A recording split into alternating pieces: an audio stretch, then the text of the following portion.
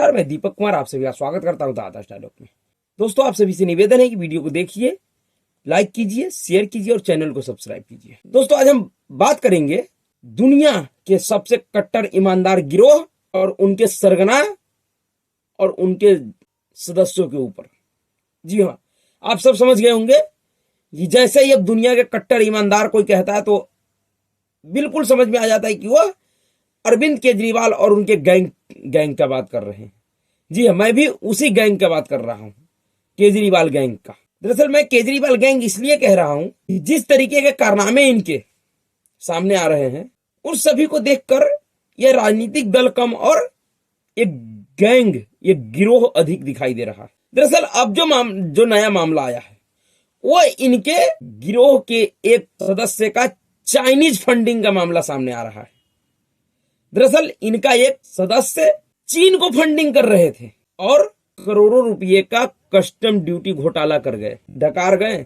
तो अब यही कमी रह गया था जो अब पूरा हो गया कि इस गिरोह का कनेक्शन चीन के साथ भी जुड़ गया। दरअसल और इस पूरे मामले में सबसे जो आश्चर्यचकित करने वाला बात यह है कि अब तक जितने भी लोगों के ऊपर चीनी कनेक्शन सामने आया, इस सब के ऊपर आरोप यह था कि चीन उनको फंडिंग करता था भारत के खिलाफ एजेंडा चलाने के लिए।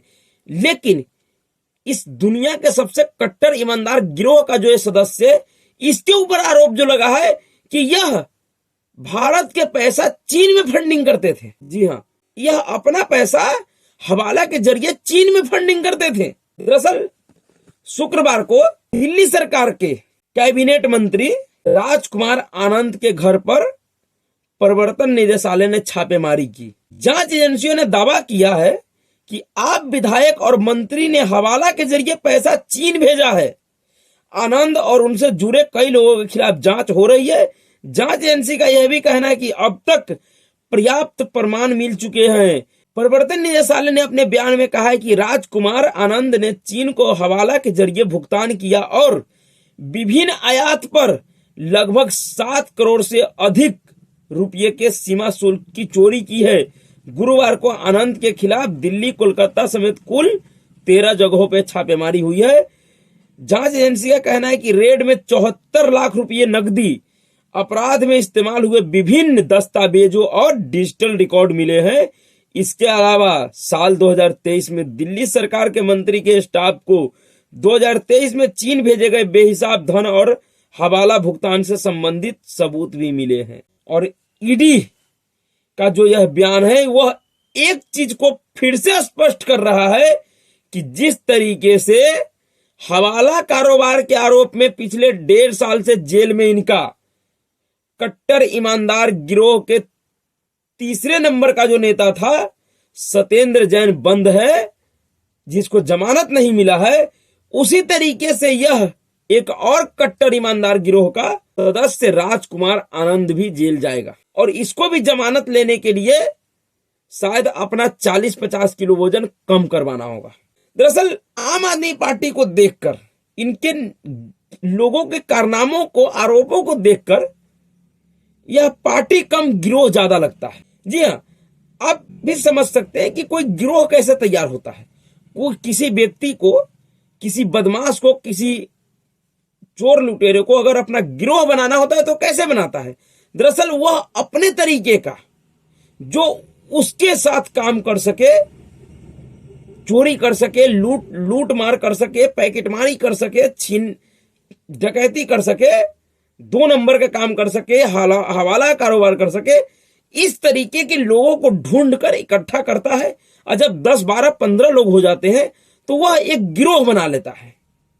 दरअसल अरविंद केजरीवाल ने राजनीतिक दल के नाम पे इसी तरीके का एक गिरोह 2012 में बनाया और उस गिरोह में चुन चुनकर ऐसे लोगों को भरा जो बिल्कुल अरविंद केजरीवाल के कहे मुताबिक कर सके। क्योंकि जितने भी लोग अरविंद केजरीवाल के कहे मुताबिक नहीं करने वाले थे, वह सब के सब या तो इस गिरोह से बाहर हो गए या अरविंद केजरीवाल ने खुद ब खुद उसको बाहर कर दिया। जब ये आम आदमी पार्टी बना था उस समय प्रशांत भूषण, योगेंद्र यादव, कुमार विश्वास और भी बड़े बड़े लोग इस पार्टी में शामिल हुए थे, इनके संस्थापक सदस्यों में से थे।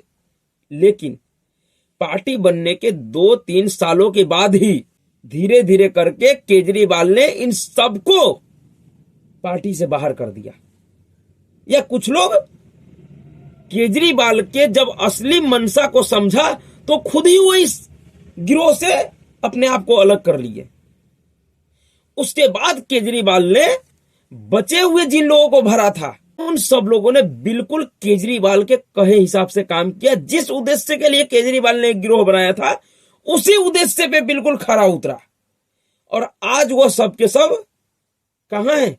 जेल में। उस गिरोह का सरगना अभी बाहर है, जेल उसको भी जाना है, नंबर उसका भी आ चुका है, लेकिन अभी फिलहाल वो मौज कर रहा है बाहर। लेकिन उस सरगना के कहे मुताबिक जितने भी लोगों ने उसके लिए काम किया वो सब के सब या तो जेल में है या अज्ञातवास में, जेल के सजा काट कर। जी हां, आप एक झलक आम आदमी पार्टी के नेताओं के ऊपर देखिए और उनके ऊपर लगे आरोपों पे देखिए तो आपको समझ में आएगा कि केजरीवाल किस तरीके से राजनीतिक पार्टी के नाम पे एक गिरोह तैयार किया। इनके कुछ नेताओं को समझिए कि कैसे कैसे आरोपों में वो लोग जेल गए हैं। सबसे पहले ऊपर से शुरू करते हैं, सबसे हायर पोजीशन पे जो लोग बैठे हुए थे इनके, मनीष सिसोदिया केजरीवाल के बाद दूसरे नंबर के नेता थे।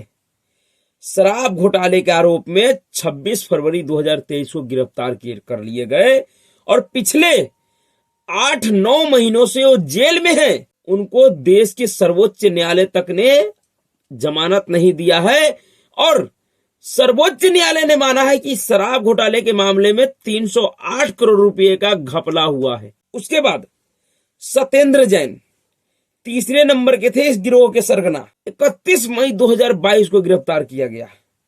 आरोप क्या था? हवाला कारोबार का, मनी लॉन्ड्रिंग का, जिसके तहत अभी राजकुमार आनंद के खिलाफ जांच हुई है और कार्रवाई होगी। इसी आरोप में सत्येंद्र जैन गिरफ्तार हुए थे, जिसको केजरीवाल दुनिया का सबसे सर्वश्रेष्ठ स्वास्थ्य मंत्री बता रहा था।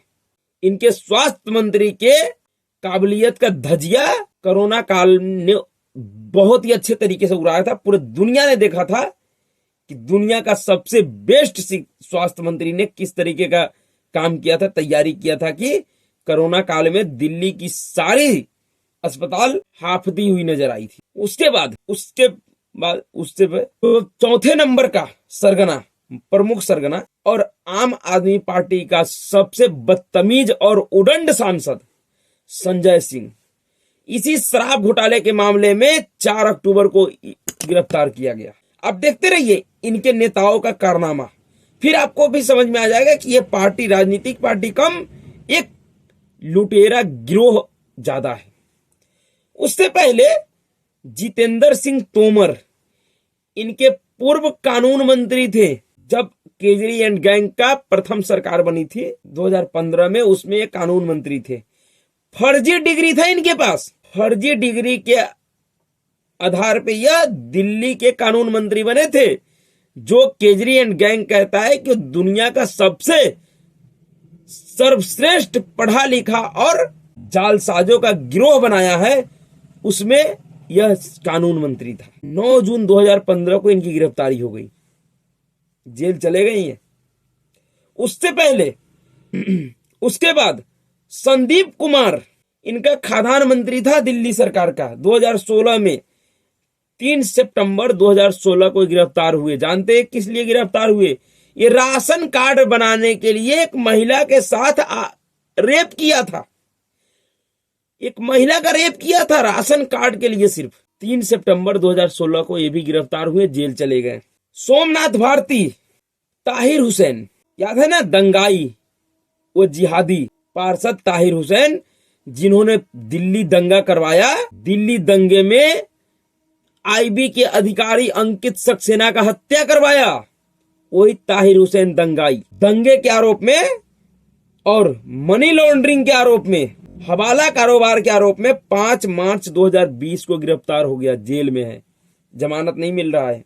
अमानतुल्लाह खान जिहादी और दंगाई विधायक, इसका शाहीन बाग इलाके से विधायक है।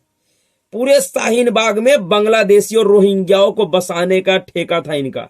भ्रष्टाचार और दिल्ली दंगे के आरोप में ये भी गिरफ्तार है, जेल में है 16 सितंबर 2022। इनका एक और मंत्री था सोमनाथ भारती, मारपीट और विवादित बयान की वजह से 16 सितंबर 2022 को ये भी गिरफ्तार किए गए। वही सोमनाथ भारती है, जहां तक मुझे याद है कि यह अपने पत्नी को कुत्ते से कटवाता था। इस तरीके का अत्याचार करता था अपने पत्नी के साथ कि अपने पत्नी को कुत्ते से कटवाता था।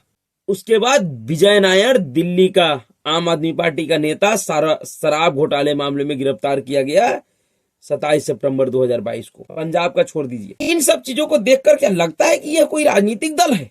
जिस पार्टी का आधा दर्जन नेता, आधा दर्जन मंत्री जेल जा चुका हो, जिस पार्टी का सबसे वरिष्ठ मंत्री के ऊपर शराब घोटाला जैसे आरोप हो, जेल जाने की नौबत हो, क्या वह कोई राजनीतिक पार्टी हो सकता है? बिल्कुल नहीं। यह पूरी तरह से एक लुटेरा गिरोह है। अरविंद केजरीवाल ने राजनीतिक दल के नाम पे एक गिरोह बनाया, जिस गिरोह के ऊपर अब गंभीर संकट है। और जिस तरीके का आरोप सामने आ रहे हैं, जिस तरीके के खुलासे हो रहे हैं और जिस तरीके से जांच एजेंसी काम कर रही है, इसको देखकर ऐसा लग रहा है कि 2024 चुनाव तक या अगले दिल्ली विधानसभा चुनाव से पहले पहले ये पूरी गिरोह ही खत्म हो जाएगा। अगले दिल्ली विधानसभा चुनाव तक यह तथाकथित आम आदमी पार्टी नामक गिरोह नहीं रहेगा। जिस तरीके से इसने शुरुआत किया था, जिस तरीके का इन्होंने सपना दिखाया था लोगों को, आज वो सब लोग अपने आप को ठगा हुआ महसूस करता है। लेकिन इसमें दोषी अकेला अरविंद केजरीवाल नहीं है।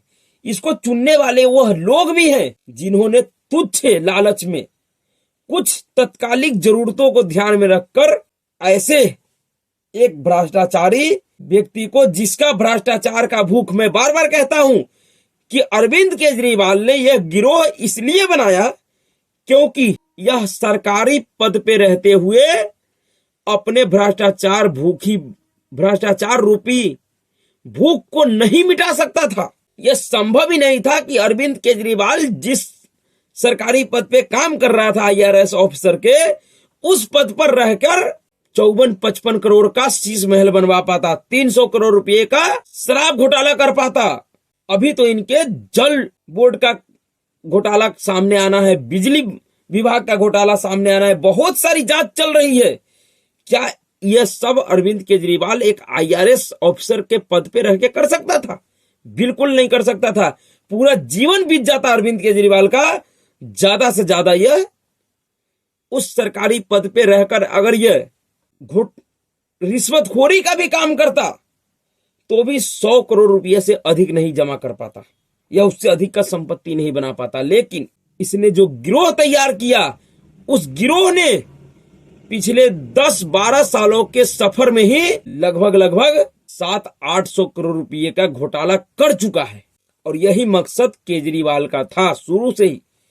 इसी सोच के साथ ही वो राजनीति में आया था, राजनीतिक गिरोह बनाया था। लेकिन शायद केजरीवाल को ऐसा लग रहा था, जिस समय यह गिरोह तैयार करने का सोच रहा था, उस समय देश में एक ऐसी सरकार थी, एक ऐसी व्यवस्था थी जो ऐसे गिरोहों को सपोर्ट करती थी, सहयोग देती थी देश को लूटने के लिए। लेकिन केजरी एंड गैंग का दुर्भाग्य यह है कि जैसे ही इन्होंने गिरोह बनाया, उसके बाद इस देश का सत्ता परिवर्तन हो गया। इस देश में एक ऐसे सोच का, एक ऐसे विचार का सरकार बना जो केजरी एंड गैंग जैसे लोगों के मंसूबों पे पानी फेर रहा है। वो इनके मंसूबों को सफल नहीं होने दे रहा है। चाहे किसी भी तरीके का भ्रष्टाचार हो, कितना भी पुराना भ्रष्टाचारी हो, सबको खोज खोज कर नरेंद्र मोदी उनसे एक एक पैसे का हिसाब ले रहा है। और वो इसलिए क्योंकि उन्होंने जनता से इस बात का वादा किया है। इसी के काम के लिए जनता ने उसको चुना है और वह अपना काम बखूबी बहुत ही अच्छे तरीके से कर रहा है, जिसके वजह से आज तमाम मोदी विरोधियों में खलबली मचा हुआ है। सब के सब ये कह रहा है कि सिर्फ विपक्षी पार्टियों पे ही क्यों, तो ऐसे दलालों से पूछना चाहिए, उनको बताना चाहिए कि जब तुम्हारा शासन व्यवस्था था, जब तुम सरकार में थे, तुमने ऐसा क्यों नहीं किए? क्या लालच था तुमको? किस बात का डर था? दरअसल तुमको डर यह था कि अगर हम अगर इस तरीके का कार्रवाई इन लोगों पे करेंगे तो कल जाकर जो हमारा पुराना पाप है, या हम जिनको अपना बाप मानते हैं उन्होंने जो पुराना पाप किया है, उसके लिए मुसीबत खड़ा हो जाएगी। लेकिन इस समय जो शासन में है, सत्ता में है, वो ऐसा नहीं सोचता है, क्योंकि उनको पता है कि हमें कोई ऐसी पाप करना ही नहीं है जिससे डर कर हम पुराने पापियों को छोड़ दें। इसलिए अब इस तरीके का कार्रवाई हो रहा है और तेजी से हो रहा है और आगे भी होता रहेगा। तो अभी के लिए इतना ही। अगर आपको वीडियो अच्छा लगा तो वीडियो को लाइक कीजिएगा, शेयर कीजिएगा और चैनल को सब्सक्राइब कीजिएगा। नमस्कार।